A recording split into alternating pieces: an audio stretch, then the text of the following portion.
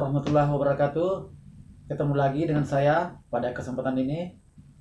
Pak Guru Sula akan memberikan sebuah pesan kepada seluruh pemirsa tentang bagaimana sebuah konsep pelajaran dalam ilmu pengetahuan alam itu yang ternyata jika kita hubungkan dengan kehidupan sosial kemasyarakatan kita tak pernah lepas dari konsep pelajaran ilmu pengetahuan alam di sekolah.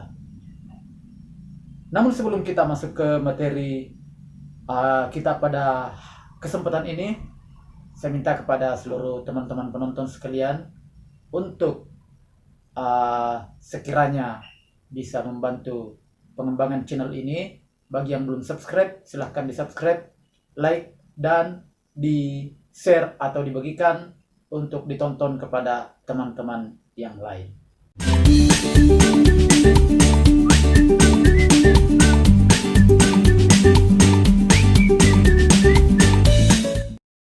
Oke teman-teman sekalian, terima kasih telah subscribe channel ini. Tentunya dengan subscribe Anda sangat berarti bagi kami untuk pengembangan channel ini, sehingga ke depan bisa lebih banyak konten-konten yang bisa kita bagikan dan tentunya dapat bermanfaat bagi teman-teman sekalian.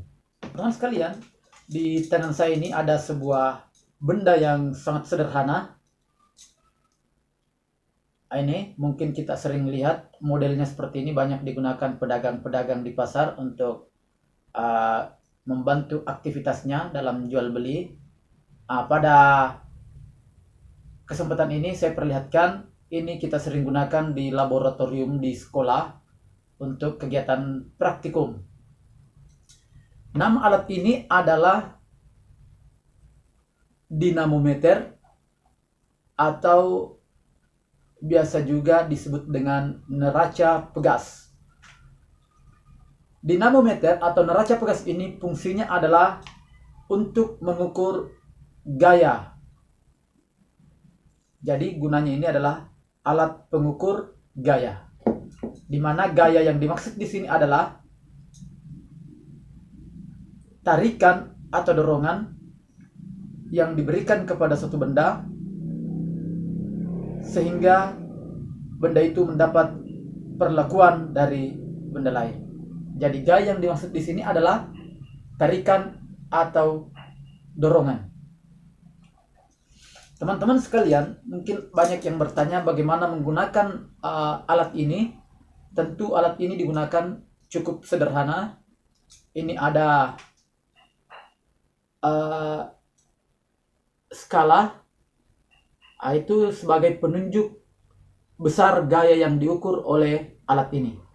Jadi nanti kita berikan beban sehingga nanti akan ditunjuk gaya yang bekerja pada beban tersebut. Oke teman, kita langsung saja. Alat ini kita berikan beban seperti ini. Ternyata ada perubahan. Ternyata beban ini setelah diukur gayanya, dia posisi 0,4 Newton. Jadi satuan dari alat ukur ini adalah Newton. Jadi satu beban yang saya berikan kepada alat ini, dia menunjukkan gaya yang diberikan oleh beban ini sebesar 0,4 Newton. Selanjutnya, kita tambahkan lagi beban. Ini menjadi 0,8 Newton. Jadi setelah dua beban, gayanya menjadi 0,8 Newton. Kita tambah lagi teman, menjadi 3 beban. Ini menjadi 1,2 Newton. Jadi semakin banyak beban, semakin besar gaya yang diberikan. Saya ulangi, semakin banyak beban, semakin besar gaya yang diberikan. Atau kalau saya balik, semakin besar gaya yang ditunjukkan oleh neraca pegas ini, itu berarti bahwa semakin banyak beban yang dialami.